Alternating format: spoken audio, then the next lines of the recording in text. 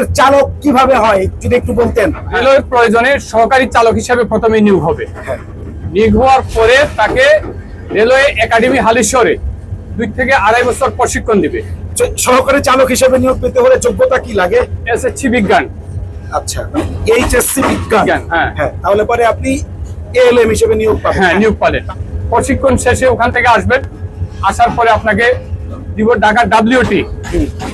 ওই প্রশিক্ষণের শেষে আপনাকে দিব বিভিন্ন শেডে, প্রত্যেক শেডের কর্মকাণ্ড দেখার জন্য এবং শেখার জন্য। জি।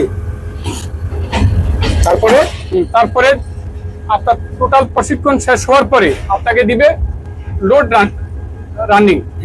একজন এলএম এর সাথে ক্যাপ রাইডিং এ দিবে, সিগন্যাল দেখার জন্য, রাস্তা দেখার জন্য, রোড দেখার জন্য এগুলো আপনাকে লোড রানিং দেয়। এরপরে আপনাকে পর্যায়ক্রমে প্রথমে বুকিং দিবে শেড পিএমও। আচ্ছা, ওখান থেকে আপনার পর্যায়ক্রমে ধারাবাহিকভাবে আস্তে আস্তে একসময় আপনাকে লোকাল ট্রেন জয়দেবপুর, নারায়ণগঞ্জ, ওখান থেকে প্যাসেঞ্জার লিঙ্কে, সেকেন্ড লিঙ্কে দিবে। পর্যায়ক্রমে আপনি গ্রেড 2 থেকে গ্রেড 1 এএলএম হবেন, গ্রেড 1 এএলএম থেকে এসএলএম হবেন, এসএলএম থেকে এলএম গ্রেড 2 হবেন, এলএম গ্রেড 2 থেকে এলএম গ্রেড 1 হবেন।